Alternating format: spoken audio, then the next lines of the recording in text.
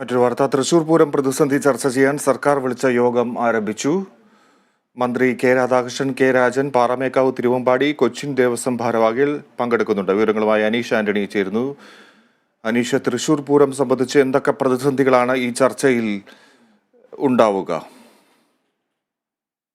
രാമദിനത്തിൽ അല്പം മുമ്പ് 7:30 ആണ് ഇത്തരത്തിലൊരു യോഗം ആരംഭിച്ചത്. യോഗത്തിൽ മന്ത്രി കെ രാധാകൃഷ്ണൻ, കെ രാജൻ, അതുപോലെ തന്നെ Thrissur MLA P Balendran, Thrissur MP TN Prathapan, Thiruvambadi, Paramekkavu, Cochin Devaswom board ഭാരവാഹികൾ ഉൾപ്പെടെയുള്ളവർ യോഗത്തിൽ പങ്കെടുക്കുന്നു. ഈ യോഗത്തിന് ആധാരമായി, അല്ലെങ്കിൽ ഈ പൂരം പ്രതിസന്ധിക്ക് ആധാരമായ വിഷയം തൃശൂർ പൂരം എക്സിബിഷനുമായി ബന്ധപ്പെട്ടുള്ള തറവാടക കൊച്ചിൻ ദേവസ്വം ബോർഡ് വർദ്ധിപ്പിച്ചതിൽ ആണ് ഇത്തരത്തിലൊരു പൂരം പ്രതിസന്ധിയിലേക്ക് എത്തിയതും. കഴിഞ്ഞ ദിവസം ഇരു ദേവസ്വങ്ങളുടെയും, തിരുവമ്പാടി, പാറമേക്കാവ് ദേവസ്വങ്ങൾ തൃശ്ശൂരിൽ യോഗം ചേർന്നതിനെ തുടർന്ന് പൂരം ചടങ്ങ് മാത്രമായി നടത്തേണ്ടി വരുമെന്നുൾപ്പെടെ ദേവസ്വം ഭാരവാഹികൾ പറഞ്ഞിരുന്നു. ഈ തറവാടക 2,20,00,000 രൂപയോളം ആണ് ഒരൊറ്റ അടിക്ക്, അതായത് 40 ലക്ഷത്തോളം രൂപയാണ് കഴിഞ്ഞ തവണ ഈ എക്സിബിഷൻ നടത്തുന്ന സ്ഥലത്തിനായി തറവാടക ഇനത്തിൽ കൊച്ചിൻ ദേവസ്വം ബോർഡ് നൽകി. ഈ തറവാടകയാണ് 2 കോടിക്ക് മേൽ ആയി ഇപ്പോൾ വർദ്ധിപ്പിച്ചിട്ടുള്ളത്. ഇതാണ് ഈ പ്രതിസന്ധികൾക്കെല്ലാം കാരണം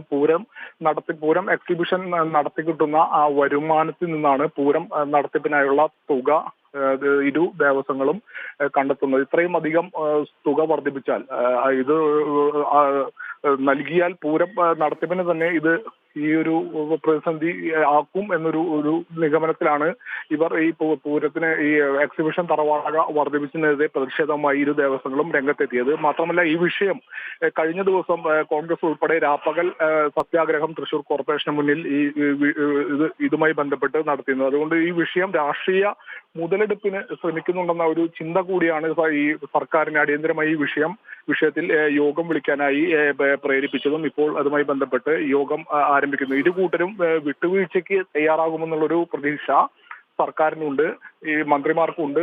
അത് സമവായത്തിലൂടെ സംസാരിച്ച് ഈ വാടക ഇനത്തിലൊരു സമവായം ഉണ്ടാക്കി ഈ വിഷയം, ഈ ഹൈക്കോടതിയിൽ ഈ വിഷയവുമായി ബന്ധപ്പെട്ട് കേസുണ്ട്. ഈ വിഷയം ഇവിടെ സംസാരിച്ചതിന് ശേഷം ഇവിടെ തീരുമാനം 4-ാം തീയതിയാണ് ഹൈക്കോടതി കേസ് പരിഗണിക്കുന്നത്. കോടതിയെ ധരിപ്പിക്കാനാണ് ഇപ്പോൾ സർക്കാർ ലക്ഷ്യമിടുന്നത്. എന്തായാലും യോഗം പുരോഗമിക്കുകയാണ്. യോഗശേഷം മാത്രമേ ഇതുമായി ബന്ധപ്പെട്ട് എന്താണ് ഇരു ദേവസ്വങ്ങളും കൂടി തീരുമാനിക്കുന്നത് എന്നുള്ള കാര്യങ്ങളെല്ലാം യോഗശേഷം മാത്രമേ നമുക്കറിയാൻ കഴിയൂ. എന്തായാലും ഈ വിഷയവുമായി ബന്ധപ്പെട്ട് ഇപ്പോൾ യോഗം തൃശൂർ രാമനിലയത്തിൽ പുരോഗമിക്കുകയാണ്. ശരി അനീഷ്.